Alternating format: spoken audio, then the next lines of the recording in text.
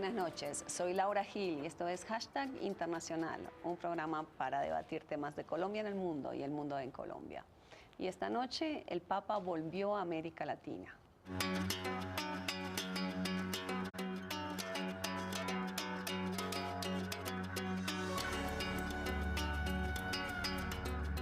Invito ad accompagnare questo avvenimento con una rinnovata attenzione alle situazioni di degrado ambientale, ma anche di recupero nei propri territori.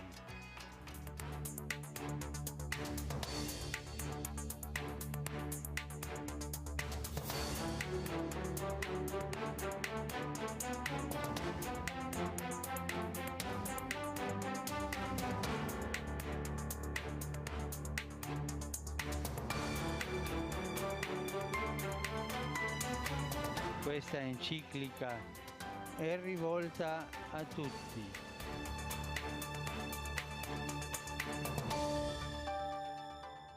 Bueno, y para hablar de lo que significa el Papa Francisco, 4 teólogos en el set, 4 expertos en teología. Comienzo presentando a Angie Torres, politóloga y profesora de la Universidad Santo Tomás. Muy bienvenida, Angie. Miguel Ángel Estupiñán, editor de la revista Vida Nueva y teólogo.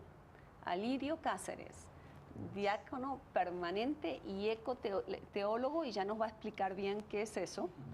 Y Juan Manuel Torres, doctor en teología y profesor de la Universidad de La Salle. Bueno, les propongo que para empezar a hablar de lo que está haciendo el Papa en la Iglesia, miremos una primera nota sobre su viaje a América Latina. El 18 de enero de 2015, tras su regreso de un viaje a Filipinas, el Papa Francisco anunció sin fechas exactas su viaje a América Latina. El 9 de marzo del 2014 había visitado Brasil en ocasión de la Jornada Mundial de la Juventud.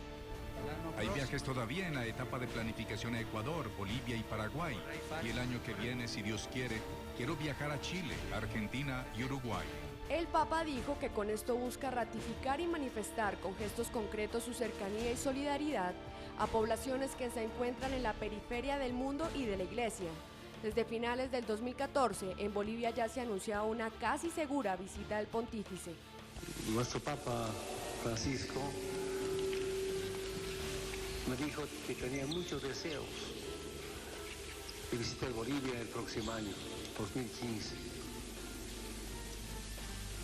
Y por eso quiero decirles, casi seguro que el 2015 Papa Francisco estará en Bolivia. Entre las razones por las que se cree que el Papa Francisco decidió emprender una serie de visitas por el continente latinoamericano está la crisis del catolicismo en esta región, como se registra en medios como BBC Mundo, que el Papa ha logrado devolverle protagonismo político a la Iglesia en la región, con actitudes como el apoyo al deshielo entre Estados Unidos y Cuba, o su prédica a favor de los pobres, y los cuestionamientos a ciertas posiciones tradicionales de la Iglesia. Alcuni credono che, scusatemi la parola, che per essere buoni cattolici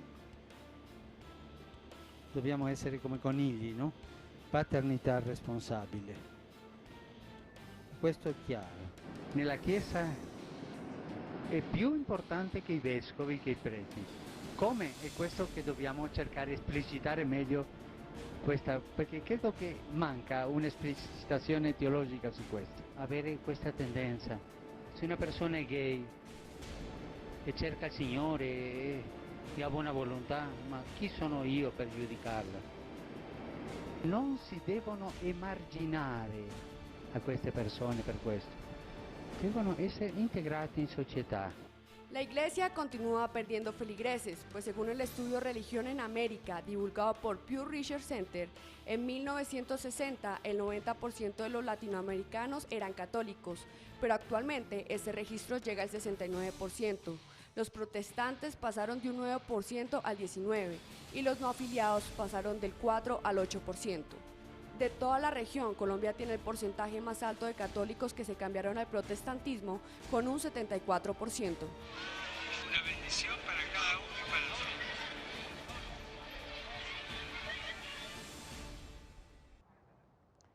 Bueno, les propongo que empecemos a discutir si el Papa realmente está haciendo una revolución adentro de la Iglesia. Y comenzaría con usted, Juan Manuel. ¿Usted cree que realmente aquí hay un cambio significativo? Bueno, yo creo que la cuestión es de un Papa que nos está mostrando un lenguaje muy renovado a nivel eclesial, a nivel de la Iglesia, a nivel de la vida de la Iglesia. Pero además creo que la revolución que él mismo acepta es el volver a las raíces, el volver a la identidad del cristianismo, para desde allí dialogar con el mundo. Y es allí donde vemos un Papa muy próximo a la gente. Algunas personas piensan que es marketing de la Iglesia, que es una estrategia de la Iglesia para volver a recuperar creyentes, pero creo que las expresiones y los gestos de Francisco vienen de unas convicciones muy profundas, es decir, de un estilo de vivir. Y eso a mí me parece que, aunque a nivel del dogma de la Iglesia, a nivel de ciertas posturas de la Iglesia en el plano moral, que se conservan, que la tradición mantiene, allí hay una apuesta bastante interesante del Papa en cuanto a volver a lo que significa el cristianismo, o sea, a volver a Jesús de Nazaret. A mí me parece que es allí donde está la revolución en este caso de Francisco. ¿Ustedes están de acuerdo con esa afirmación? A mí me parece importante acentuar lo siguiente.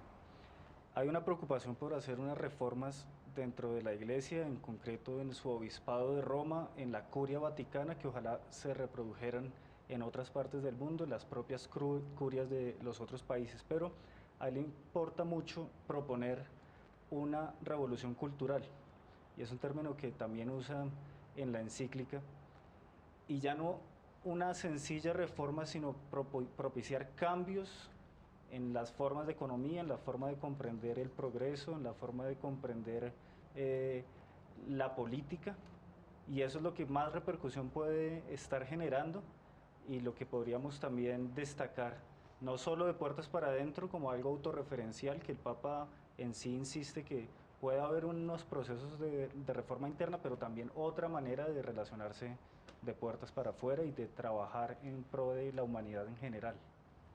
¿Pero sí puede haber revolución hecha por una sola persona? Bueno, yo realmente no creo que el Papa sea una figura revolucionaria al interior de la Iglesia. Creo que se habría que diferenciar como los ámbitos del liderazgo del Papa, el ámbito intraeclesial y el ámbito de liderazgo internacional que proyecta en el sistema internacional, en diálogo con Naciones Unidas, en diálogo con los mandatarios de Estado, que es otro plano, pero dentro de la Iglesia creo que lo que tiene es un aire de renovación desde el discurso moral, no desde un discurso moral falso, sino realmente arraigado a sus propias prácticas, a su propia experiencia y a la experiencia de una iglesia latinoamericana. Creo que desde allí hay un aire de renovación moral y de diálogo con el mundo. Eso iba a preguntar, Angie. O sea, tú dices la iglesia latinoamericana, ¿tiene algo que ver esto, lo que decía Juan Manuel, de que un papa que habla de una manera tan cercana, nos parece que está tan cerca de nosotros, ¿tiene algo que ver con el hecho de que sea argentino?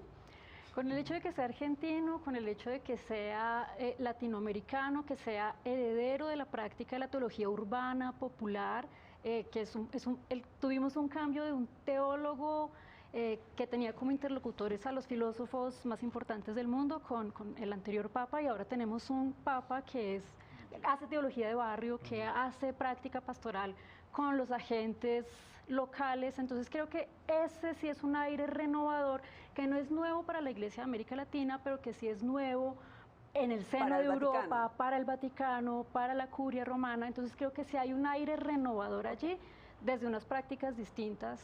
Pero entonces eso que nosotros sentimos de un papa cercano y todo, ¿ustedes creen que se extiende a otros continentes, que los católicos de otros continentes sienten lo mismo? Yo sí creo, porque él se presenta como un pastor con olor a oveja. Es un hombre cercano con un lenguaje muy próximo a las necesidades humanas, y por eso su mensaje está orientado, tiene un carácter universal. Los gestos simbólicos, la forma de comunicación no van tanto a la razón, sino al corazón, y por eso personas de cualquier continente lo pueden identificar como un hombre que está proponiendo una reforma de la Iglesia, pero también una nueva postura del cristianismo frente a las necesidades humanas dentro del planeta, que es nuestra casa común, como ha mencionado en la encíclica Laudato Si. Podemos, digamos, empezar concretando exactamente qué reformas se está planteando Francisco. Bueno, yo creo que la primera, que no es una cuestión simplemente de Francisco. Recordemos que en las congregaciones generales previas al cónclave que se tuvieron en Roma, también hubo un llamado de los obispos, de los cardenales, a una renovación de la Iglesia, en este caso una renovación de la curia romana, y de revisar la comprensión del poder de la Iglesia. Yo creo que si hay algo que ha marcado Francisco desde adentro es empezar a organizar un poco la casa también y decir, bueno, vamos a vivir la simplicidad del Evangelio, pero vamos a vivir dentro de la simplicidad del Evangelio lo que implica el poder del Evangelio. Y el poder del Evangelio es precisamente un poder desde los vulnerables, desde los pobres.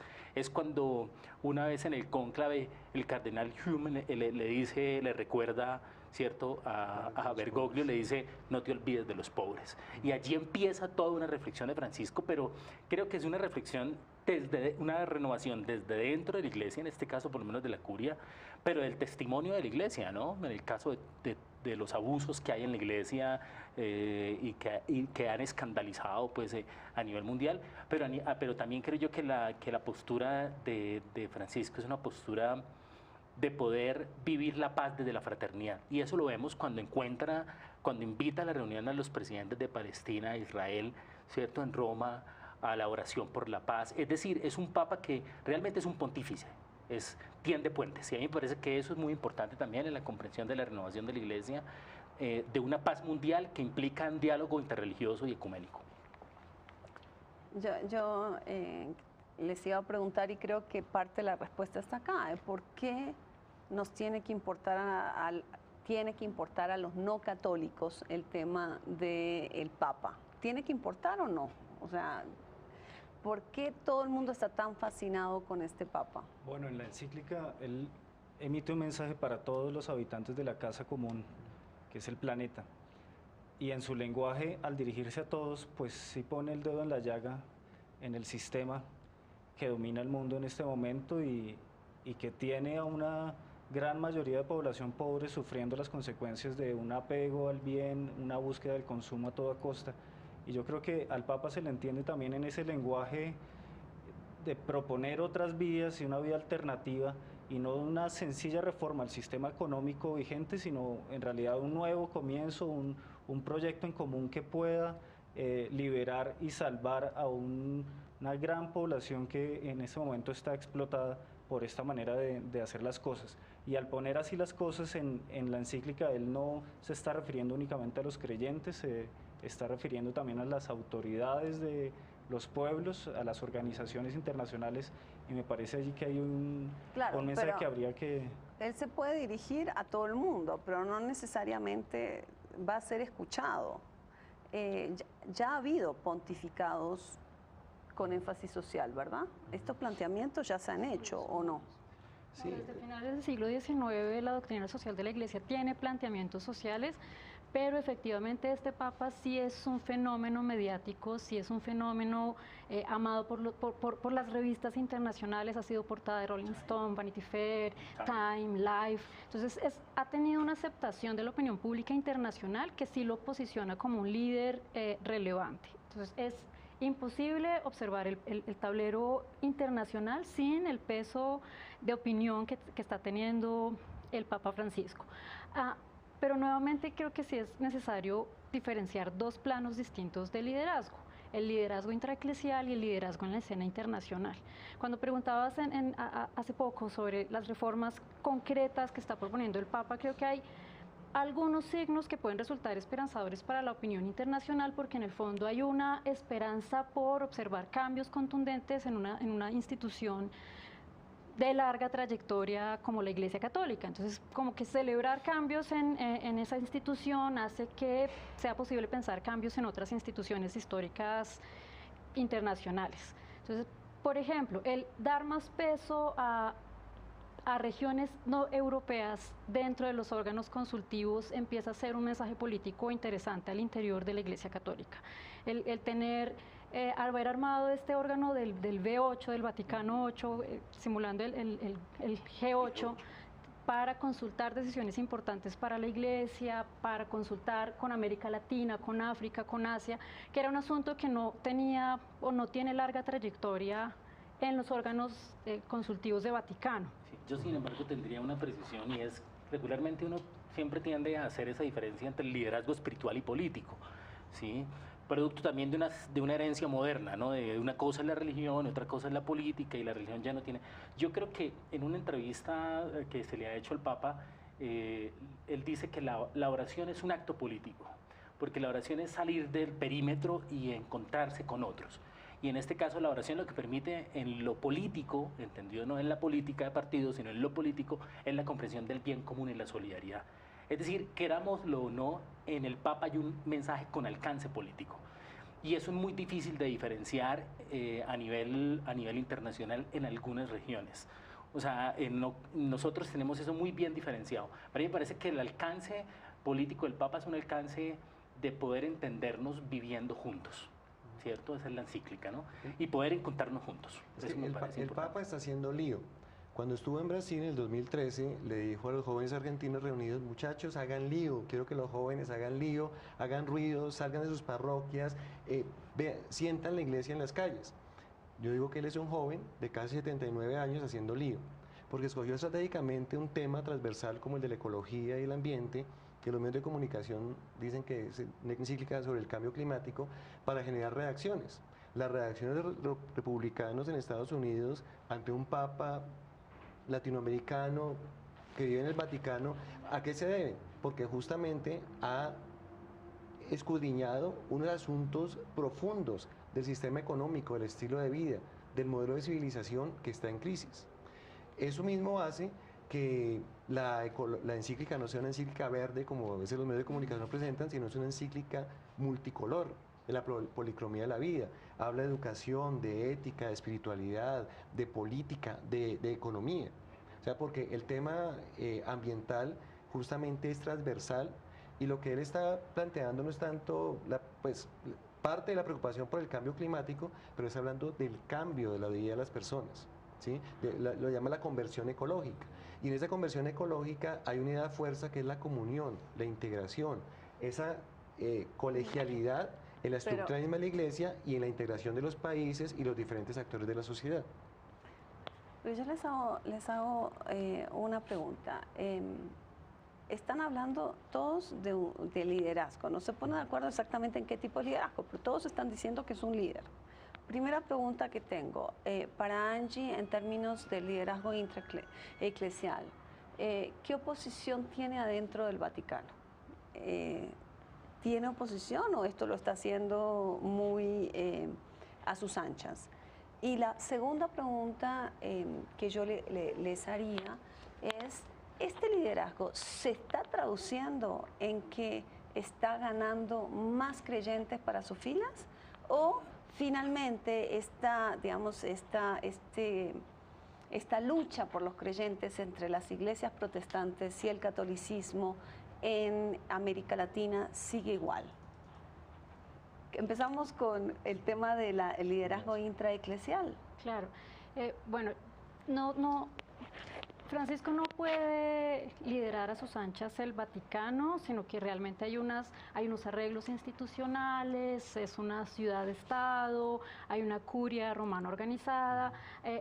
Él tiene que, de hecho, las reformas que ha logrado hacer, que son realmente pequeñas al interior del Estado Vaticano, o nuevos acuerdos institucionales para ampliar su margen de gobernabilidad y de gestión, como un líder político, como un líder eclesial, sin hacer la distinción, pero sí hay ámbitos distintos, ¿no? El ámbito de la ciudad-estado, el ámbito del Vaticano, de la curia romana. Entonces, sí ha tenido que hacer pequeños arreglos institucionales para ampliar el margen de gobernabilidad y su gestión papal en el Vaticano y en los canales internacionales. Entonces, el Vaticano, la Santa Sede también tiene canales diplomáticos internacionales que han sido utilizados de manera inteligente, de manera humanitaria, por el Papa Francisco para fortalecer vínculos internacionales y para posicionar su programa político, que es un programa de solidaridad, el programa latinoamericano y de las conferencias episcopales latinoamericanas por los pobres, contra la exclusión, por la superación de la pobreza,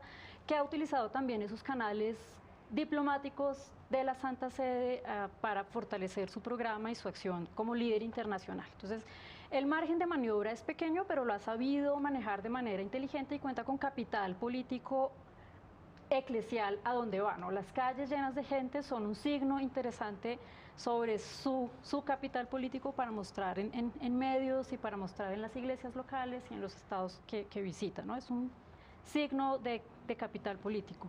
Y como líder internacional, pues efectivamente está posicionado en los foros internacionales, posicionando el discurso, pero está el programa. logrando que la gente vuelva al catolicismo. Yo O creo sea, que es claro que hay una Papa, crisis del catolicismo en América y Latina, creo ¿o que no? lo ha dicho en varias ocasiones, su preocupación no está a ese nivel. A él le preocupa más la sangre que se derrama en Oriente Medio, que puede ser de diversas minorías religiosas, que ganar más fieles para una iglesia por la cual él no está dispuesto a hacer proselitismo. Son comentarios que permanentemente hace, y le importa más una iglesia samaritana en función de unas poblaciones donde hay injusticias sociales graves que ganar unos fieles históricos. Sí.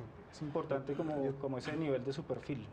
Porque yo creo que el Papa, en la visita que ha hecho a Ecuador, en su homilía en Quito, presentó con su tema de la evangelización precisamente esa postura, ¿no? El proselitismo es la caricatura de la evangelización, ¿no? Donde afirmaba en esa homilía. Y yo creo que en ese sentido, en la perspectiva de Miguel, a mí me parece que la preocupación del Papa está precisamente por tomarse en serio el dolor de los seres humanos. Y tomarse en serio el dolor de los seres humanos implica la compasión. Y la compasión es una herencia de la humanidad y es una herencia de las religiones, no solamente del cristianismo. Es decir, uno ve los trabajos por lo menos de teólogas como Karen Armstrong, ¿sí? Donde hacen recorrido por las religiones monoteístas y por otras religiones, donde el punto de convergencia es dejarse mover, dejarse conmover por el otro y actuar en consecuencia. O sea, la pasión es el apasionamiento por lo humano, por la vida. Y a mí me parece que eso es lo que atrae. Cuando tú preguntabas ahora si realmente es un mensaje para atraer católicos, yo pienso que no. Yo pienso que es un mensaje para no olvidarnos de lo humano y no olvidarnos de aquello que nos constituye y que nos hace vivir en una casa común, o sea, de poder encontrarnos más allá de las diferencias. Ese más allá es muy importante. Francisco siempre ha querido colocar el Evangelio donde lo colocó Jesús, en la periferia. Y eso es muy importante. Yo quiero insistir en eso en cuanto que para hacer este análisis tenemos que salirnos de considerar como que el centro de la Iglesia Católica, porque el Papa está ubicándose como un actor más dentro del gran escenario de la humanidad. Tan es así que está invitando a otros líderes como los ortodoxos, de otras líneas, de protestantes, con el Dalai Lama, o sea, cómo los diferentes credos convergen en esa convivencia, esa vida buena en nuestra casa común. Entonces, a veces conservamos como todo como esa tradición de pronto de prepotencia, decir que lo que se dice en el Vaticano y que la Iglesia Católica es como el centro del universo. Y yo pienso que el Papa justamente está con sus viajes a Bosnia, Albania, puede escoger estos países como Ecuador, Bolivia, Paraguay, está mostrando que hay otra manera, digamos, alternas de las márgenes de las fronteras, de la pobreza, de los marginados, los desplazados, para entender la vida de la Iglesia y su relación con el mundo. Pero entonces, ¿ustedes ven un impacto sobre la curia colombiana? O sea, ¿ustedes ven una transformación del discurso de la Iglesia colombiana a partir del liderazgo del Papa? Hay que pensar también en qué voces en la Iglesia Católica han coincidido históricamente con el lenguaje que ahora el Papa está manejando, ¿no? No necesariamente las voces más oficiales, pero si recordamos en la historia de la Iglesia colombiana un Gerardo Valencia Cano, si nos ponemos atención a los obispos del área del Pacífico en ese momento en Colombia, coinciden con estas preocupaciones sociales de un obispo muy local y al mismo tiempo internacional como es Pero el Papa Francisco. Estos, digamos, sacerdotes de los cuales tú hablas también están en la periferia, ¿o no? El mismo presidente actual de la Conferencia Episcopal, que ha hecho mucho por la paz, Luis Augusto Castro, vivió en mucho tiempo en áreas de conflicto y ha contribuido, digamos, a la paz histórica en el país también.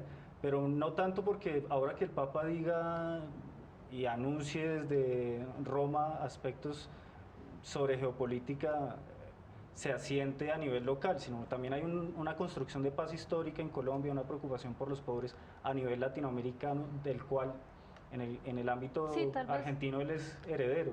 Tal vez lo que ha hecho el discurso del Papa es fortalecer, afianzar esos discursos de construcción de paz, de solidaridad con los pobres, de superación de la pobreza y las exclusiones, ha visibilizado más y ha fortalecido y empoderado esos discursos locales. Sobre la Iglesia colombiana. ¿Ha habido un cambio de actitud de la Iglesia colombiana a partir del Papa o no? Sí, estamos en plena transición. Yo diría que hay sectores que se resisten a la novedad de ese ordenamiento de la casa que plantea el Papa, pero también se percibe mucho entusiasmo. ¿Y esos sectores cuáles son? No, o sea, la iglesia está conformada no solamente por los ministros ordenados del clero, está la vida religiosa, que es el año de la vida religiosa consagrada, los mismos laicos participantes en las diferentes parroquias y movimientos. Entonces, digamos que son formas de comprender la iglesia y hay personas que dicen, no, definitivamente el Papa nos entusiasma, nos habla de esperanza, nos anuncia ese vino nuevo que está por venir, pero hay otros que dicen que todavía... Pregunta, ¿el Papa ha planteado una nueva forma de relación Iglesia-Estado o no? Él está completamente convencido de que la laicidad no se pone en cuestión con la contribución del cristianismo, que el cristianismo converge con otras expresiones culturales y la asume así. Una de las fuerzas de él, como decía Juan Manuel, es la libertad religiosa en un contexto intercultural, interreligioso.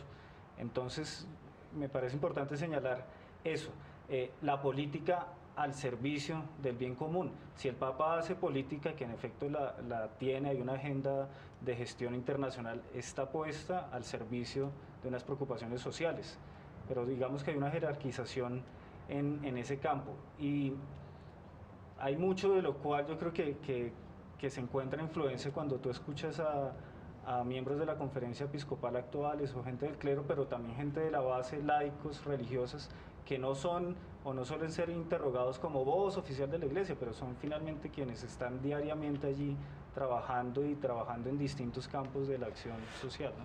Yo creo que de todos modos sí es importante señalar que cuando hablamos de los cambios en la iglesia colombiana, uno regularmente mira la jerarquía, ¿sí? Mira la jerarquía de la iglesia.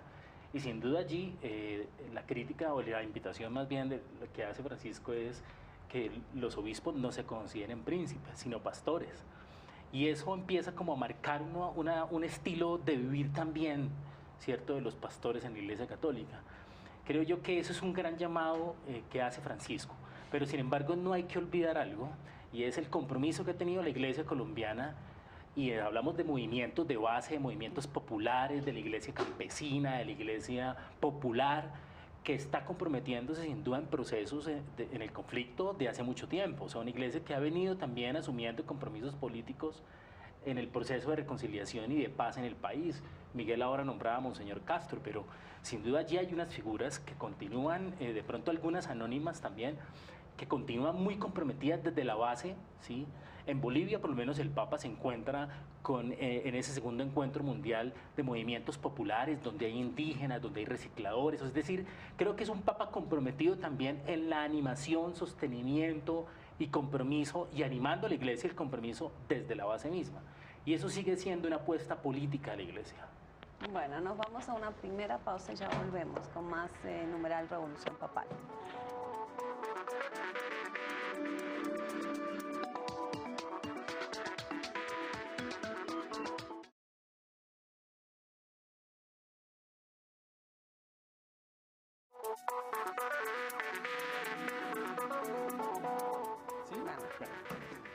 Seguimos en hashtag internacional hablando del Papa Francisco con el hashtag numeral Revolución Papal. Alirio, estábamos hablando fuera del aire de la diferencia entre la primavera papal y la primavera eclesial. Sí, es que primero hay que tener la paciencia histórica de ver cómo es el efecto de las transformaciones que propone Francisco en la inmediatez, digamos, local, que desearíamos que fueran mucho más rápidas, pero indudablemente primero hay resistencias al cambio, lógicas, evidentes, humanas, pero también hay una cantidad de clamores desde la base de la Iglesia, del pueblo de Dios, que no se reflejan, no hacen coherente la primavera papal con la primavera eclesial. De hecho, hay un movimiento que plantea una primavera eclesial en términos de repensar el papel de la mujer dentro de la Iglesia, el celibato para los sacerdotes, el mayor compromiso, la mayor colegialidad. Claro. Pero en eso, él está moviendo las fronteras, por ejemplo, en el tema de la mujer, en el tema del celibato, en el tema de la homosexualidad. ¿Él está moviendo las fronteras o sigue siendo tan conservador como eran los anteriores? Yo creo que la postura de Francisco es una postura, digamos, menos condenatoria, ¿sí? En las asambleas preparatorias para el Sínodo de la Familia, que será pronto, vemos a un papa, o bien una expresión de la Iglesia mucho más cercana a la gente. No se habla de la homosexualidad como pecado, ¿cierto? Sino hay unas consideraciones un poco más, digamos, compasivas. Hay una estructura de la Iglesia o unas apuestas de la Iglesia con los divorciados en un camino también de reconciliación y de volver a la Iglesia, pero unas estructuras de mayor encuentro. Yo pienso que es ahí donde está la clave. No estamos diciendo que la Iglesia allí tenga una apertura total, pero sí hay un primer paso y es a mejores estructuras y estructuras más adecuadas para encontrarse con la diferencia. Claro, es menos condenatoria, pero sigue siendo una postura conservadora que camina con la tradición, que recoge y constantemente cita a los documentos de los papas anteriores. No se puede esperar tampoco otra cosa de esta figura papal en el momento histórico hoy. Aunque nos gustaría algo mucho más transformador, tenemos una figura que es conservadora y lo que tiene es una agenda social que es lo que llamamos revolucionario. Pero entonces no es una revolución estructural completa, es una renovación de aire pastoral, una renovación de compromiso social. Vuelvo a mis preguntas de hace un rato, eso ya no lo hemos visto. Juan Pablo II no hizo algo de eso también, muy conservador en ciertos temas eclesiásticos, muy social, o sea, muy político. O sea, eso ya no hemos pasado por eso. Sí, o sea, indudablemente la doctrina social de la Iglesia tiene más de 125 años, la preocupación por las cosas sociales. Pero en Francisco, primero, hay un elemento comunicacional muy fuerte, una estrategia, él es metódico. O sea, toda la geopolítica de Francisco, tú la puedes analizar y no da puntada sin dedo, diríamos en Colombia. O sea, el hecho de ir a Cuba y mediar las relaciones con Estados Unidos, como hemos dicho anteriormente, ¿por qué escoge estos países para iniciar su periplo en América Latina? No las grandes potencias de América Latina, sino unos países que vienen de conflictos sociales. ¿Por qué elige Ecuador y Bolivia para volver a América Latina? Bueno, es que en el Papa hay una idea clara y es que el futuro de América Latina está unido también al futuro de un catolicismo que implica una adhesión, una fidelidad a la práctica de Jesucristo. De tal manera que él ha bebido esa tradición de la patria grande latinoamericana, todo esto de Metol Ferré, incluso de esta línea de Vasconcelos. Entonces, él tiene una idea, digamos, de unidad latinoamericana y comienza por los más débiles, por donde puede hacer resonar más la presencia de los vulnerables, de aquellas personas que viven en la pobreza, en la miseria. Entonces, es un método que para nosotros de pronto a nivel teológico, académico, puede ser no tan desconocido, pero es el método de leer la realidad desde los pobres, desde las víctimas, de los que están excluidos, de la negación. Entonces, el mundo se ve diferente cuando ubicas el lugar del empobrecido y puedes hacer una propuesta también alternativa, como la que está generando no solamente con la alegría del Evangelio, sino con la encíclica. Pero si fuera realmente los pobres, ¿por qué no está haciendo este periplo, no sé, en otros países de África? ¿Por qué elige acá? Yo pienso que hay una influencia de una comprensión económica como es la de Prebrich, ¿cierto? La del economista argentino, en la distinción que hace entre... la dependencia. Exactamente, del CEPAL, ¿cierto? Es decir, ahí hay una comprensión del centro y la periferia en ese sentido. Sí, que es una postura también, entre comillas, ideológica, con el peso que puede implicar la ideología. Entonces sí, claro que las apuestas son por esos países de la periferia, en esa comprensión económica. Yo diría, cuando tú dices, ¿y cuál es la diferencia con los papas anteriores? Y debe ser dicho, precisamente la respuesta es esa. Y es que Francisco se inserta en una tradición de papas anteriores que le han venido apostando por una postura de la Iglesia frente a la homosexualidad, frente a la periferia, frente a los pobres. O sea, siempre Francisco se inserta en esa tradición, en lo que él llama la iglesia madre, ¿cierto? En una iglesia que tiene rostro materno. Y ahí eso es muy importante, porque a veces pensamos que en la iglesia, como decía ahora Alirio, regularmente en la iglesia católica, ese peso de la tradición, estar en la línea de esa tradición de la iglesia es muy importante. Y por eso uno ve al Papa retornando también a una iglesia y a su historia y a sus posturas. Yo creo que lo que diferencia a Francisco es que hay unos gestos mucho más próximos, o sea, en una Europa fría, en una Europa desgastada, en una Europa gastada, vemos a un Papa latinoamericano con su edad rejuvenecido. Es un Papa latinoamericano, porque no está en África, no está en Asia buscando a los pobres asiáticos o los pobres africanos o los pobres de otras regiones, está aquí, es un Papa latinoamericano. Y algo de su talante que yo quiero señalar también con miras al sínodo, él está permitiendo un debate, está invitando a un debate sobre temas como el significado del matrimonio en el contexto de parejas del mismo sexo. Es un debate que se está teniendo desde ya, que lleva un año largo. ¿Cuál es la posición de la Iglesia con respecto a los divorciados vueltos a casar? Temas de este calibre no están siendo evadidos y hay toda una posibilidad para conversarlos. Eso sí, hay posturas encontradas, ¿no? Pero son temas que están allí. Digamos que los grandes temas de la moral sexual no están siendo el centro de su preocupación teológica ni pastoral, pero sí que está presente en lo que es su agenda. ¿Ustedes creen que hay un espacio, por ejemplo, en Colombia, ahora que a puertas de que la Corte Constitucional emita su fallo sobre matrimonio igualitario, para que la Iglesia, por ejemplo, en Colombia sea más,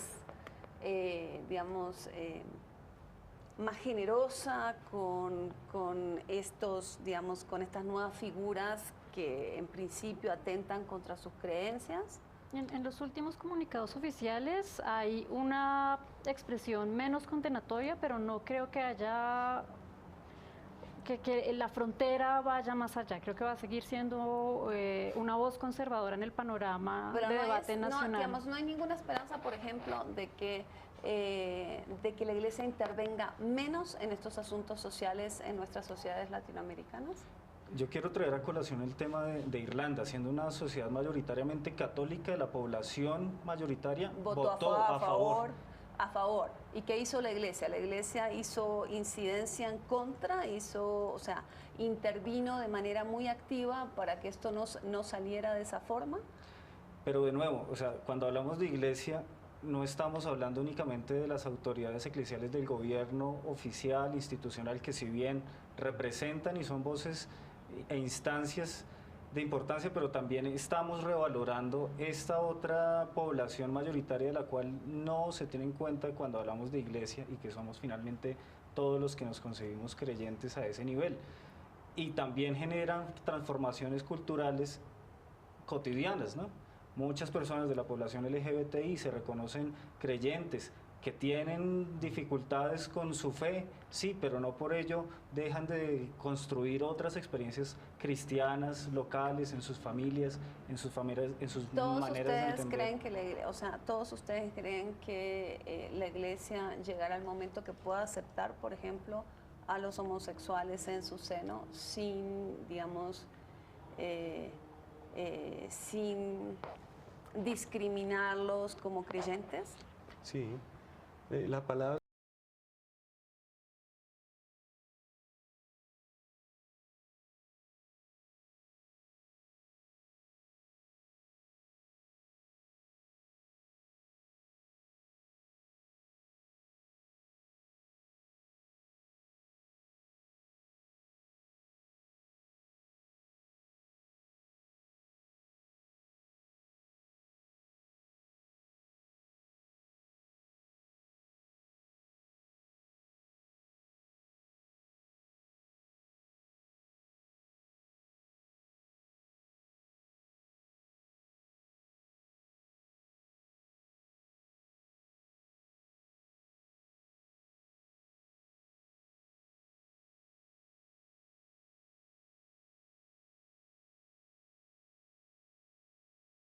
valoradas y asumidas, porque la iglesia no es un castillo, una fortaleza, sino está planteando una iglesia como un hospital de campaña que recoge a los heridos del camino. Es la iglesia misericordiosa, samaritana. En ese sentido, digamos que el escenario puede ser muy optimista y creo que esa es la ruta que Francisco está proponiendo. Yo creo que en la perspectiva de Angie, esa postura de la iglesia a nivel de moral sexual va a ser un poco tímida.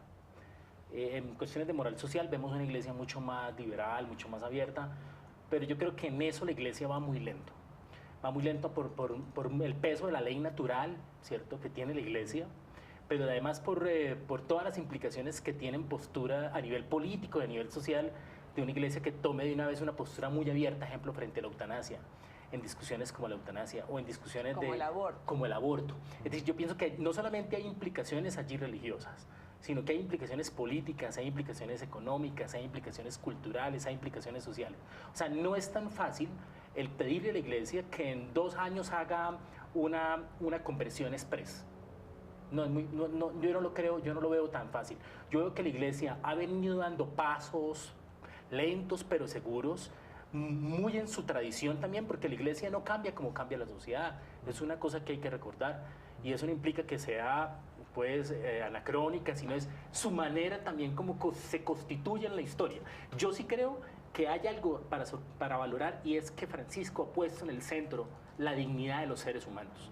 Y eso implica que la iglesia progresivamente se vaya tomando mucho más en serio a nivel de sus posturas y sus encíclicas el que esté próxima a la gente y la reconozca y la valore en su dignidad. Y eso ya es un paso inmenso. Pero no solamente los seres humanos, sino la creación, o sea, la relación con la tierra madre, la hermana tierra, que es un poco el tema de la ecoteología. Exactamente, quizás ahora nos puedas definir exactamente qué significa ecoteología. Ecoteología, ecología y teología ecológica, entendemos como ese pensar, sentir, actuar sobre las relaciones e interrelaciones de Dios con el ser humano y la naturaleza. Pero entendiendo, como lo dice el Papa, el ser humano hace parte de la naturaleza y la naturaleza es creación de Dios. Entonces la ecoteología lo que hace es pensar, actuar y sentir las relaciones entre el Dios creador y su creación, buscando siempre cómo el proyecto de amor triunfa sobre todas las fuerzas del mal, de la muerte prematura, pues que están generando tanto sufrimiento hoy en día, no solamente a los seres humanos, sino a todas las especies con las cuales estamos interconectados en esa trama de la vida. Bueno, nos vamos a una segunda pausa y ya volvemos con más de Numeral Revolución Papal.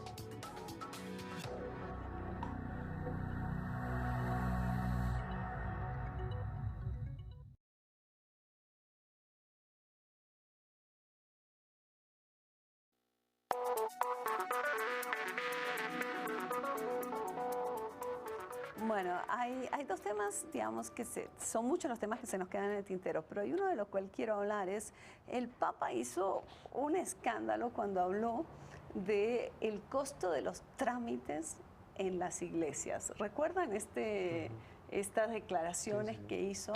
Y yo les quería preguntar sobre el tema del derroche, del tema de la vida ostentosa. O sea, ustedes han hablado de este compromiso con los pobres y hablábamos de cómo eso se traducía o no se traducía en un cambio de conducta, pero hablemos de los trámites en las iglesias. ¿Por qué hay tanto dinero en algunas iglesias? ¿Cómo se explica eso? ¿De dónde viene? ¿Y han visto algún cambio?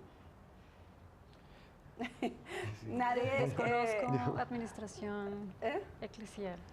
No, pues yo creo que en ese sentido hay que tener en cuenta también que hay unos manejos de la iglesia a nivel económico que también le permiten el sostenerse, y también eso depende de la ubicación, digamos, social en la que están las parroquias o las diócesis, y que responden también a unas dinámicas mismas de esa ubicación.